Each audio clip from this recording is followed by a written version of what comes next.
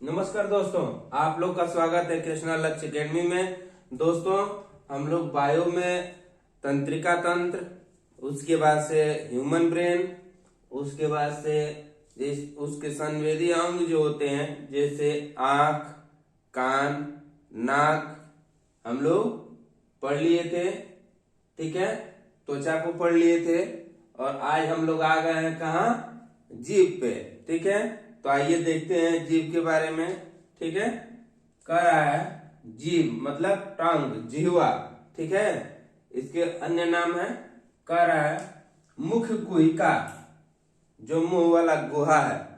ठीक है, में संयोजी ऊतक से बनी एक लचीली, चपटी एवं लंबी पेशी युक्त संरचना के रूप में पाई जाती है। जीभ के बारे में कह रहा है कि ये मुख गुहा है जो उसमें लंबी लचीली संयोजी पेशी युक्त संरचना के रूप में पाई जाती है। ठीक है, अगला पॉइंट कह रहा है जिसका कार्य भोजन का स्वाद लेना। ठीक है, आवाज पर नियंत्रण करना। जैसे यदि जीभ नहीं होता तो आवाज पे नियंत्रण कैसे होता? आदमी जिनके जीभ चिपके होते हैं तलवे में या कहीं, तो वो उनकी आवाज साफ नहीं आती है, वो गूंगे के समान होते हैं। ठीक है, या आवाज आती भी है तो स्पष्ट नहीं आती है। जिनकी भी जीभ की साइज थोड़ा असामान्य होते हैं वो तुतले हो जाते हैं। ठीक है, कह रहे हैं भोजन को लार में मिलाने, ठीक है, तथा निगलने का कार्य कौन करता है? जीभ करता है। ठीक है, अगला पॉइंट है जीभ में 4 प्रकार की स्वाद कलिकाएं होती हैं। ठीक है, जो भोजन के स्वाद का आभास कराती हैं। कितना प्रकार की स्वाद कलिकाएं होती हैं? 4 प्रकार की। ये क्या करती हैं? भोजन के स्वाद का आभास कराती हैं। जैसे मीठा, स्वीट, खट्टा, नमकीन और कड़वा। इनका आभास कौन कराता है? जीभ पे उपस्थित जो 4 कलिकाएं होती हैं वे कराती हैं। ठीक है, और ये चारों कलिकाएं होती कहाँ हैं इसको देख लीजिए। जैसे देखिए ऊपर जो जीभ है उस पे अनेक प्रकार की खुरदरा अंकुरण होते हैं। ठीक है, जिनको 4 भागों में बांटा गया, वही श्वेत कलिकाएं होती हैं। ठीक है, वही उसी कलिकाओं द्वारा स्वाद का निर्धारण होता है। अलग अलग जगह पे अलग अलग स्वाद का निर्धारण होता है। मतलब जीभ जो है अलग अलग स्थान पे अलग अलग स्वाद की अनुभूति देती है। जैसे यहां देखिए, मान लीजिए जीभ है तो इसके जो पिछले हिस्से हैं, पिछले हिस्से में क्या है? जैसे मान लीजिए आप दवा खाते हैं तो पिछले हिस्से में कड़वा लगता है आपको, तलवे के और उसके पास। ठीक है, लास्ट में अगला कह रहा है स्वेद। अब पीछे से जो किनारे किनारे हैं वहां क्या लगता है? खट्टा लगता है। और आगे, सबसे आगे क्या लगता है? सबसे आगे वाले पोर्शन पे क्या लगता है?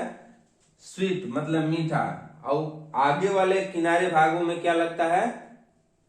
नमकीन, साल्टी। ठीक है, तो यही कह रहा है कि अग्र भाग जो है मीठा, जो ये आगे वाली भाग है इसमें मीठा।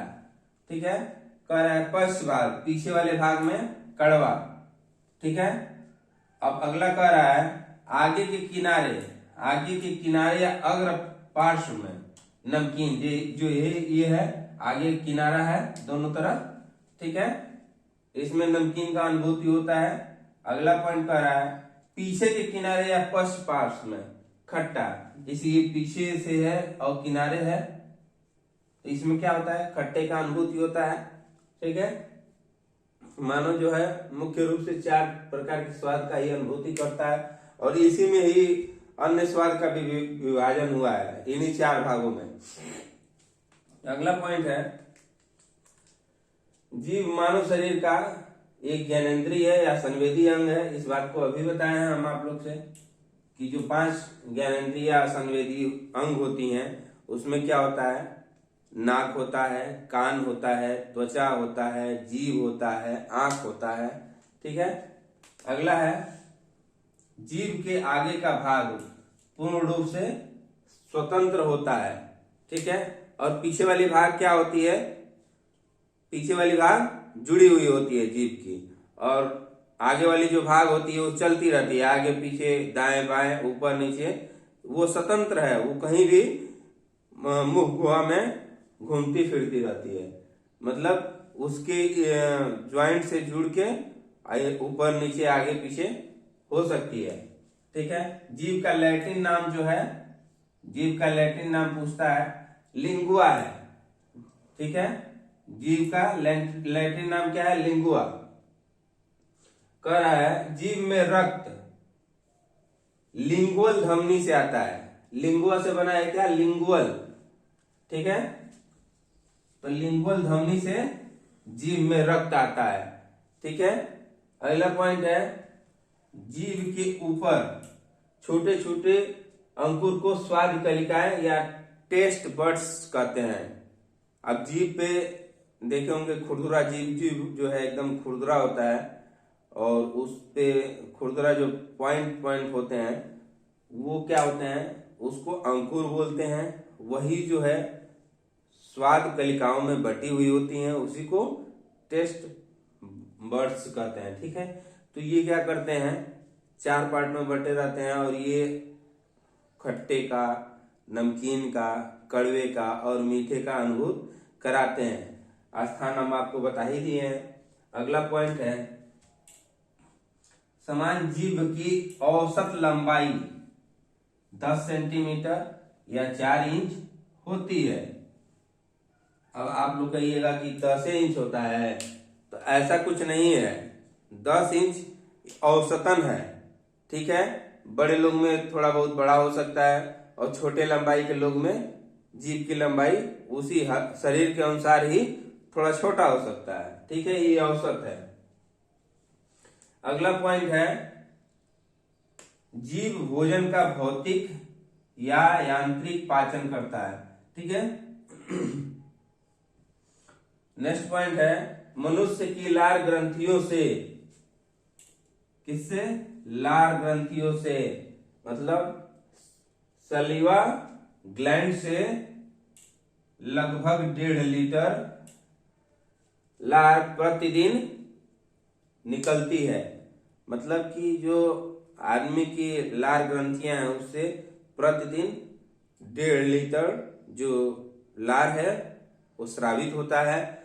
वही लार जो है क्या करता है, स्टार्च को पचाने का काम करता है, वही माल्टेज को माल्टोज में बदलने का काम करता है, या उसी का एक पार्ट होता है लाइसोजाइम, वो क्या करता है, हमारे अंदर कीटाणुओं को मारने का काम करता है।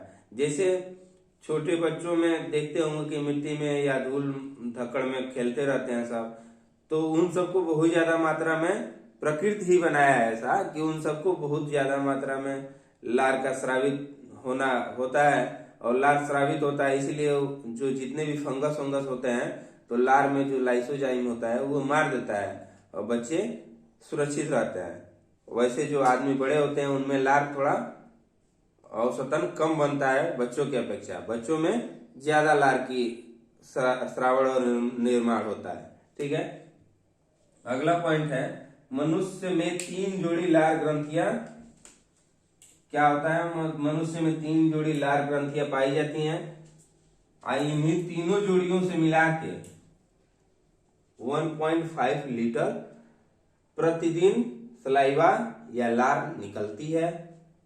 तो अब इन 3 जोड़ी लार ग्रंथियों को देख लेते हैं। पहला का नाम है कर्णपुर ग्रंथि, पैरोटीड ग्लैंड, ठीक है। दूसरे का नाम है अधोजीव जीवा ग्रंथि, सबलिंगुअल ग्लैंड, और तीसरा का नाम है अधोहनु ग्रंथि, सबमैक्सिलरी ग्लैंड। तो हमने आप लोग को बताया कि जो लार ग्रंथियां हैं 3 प्रकार की होती हैं, कर्णपुर ग्रंथि, पैरोटीड ग्लैंड, दूसरा बताया है अधोजीवा ग्रंथि, सबलिंगुअल ग्लैंड, और तीसरा बताया है अधोहनु ग्रंथि, और ये होता है सबमैक्सिलरी ग्लैंड, ठीक है। अब आइए देखते हैं कर्णपुर ग्रंथि, पैरोटिड ग्लैंड, यह नाम से ही लग रहा है कर्ण पूर्व मतलब कान के पहले की ग्रंथि, ठीक है।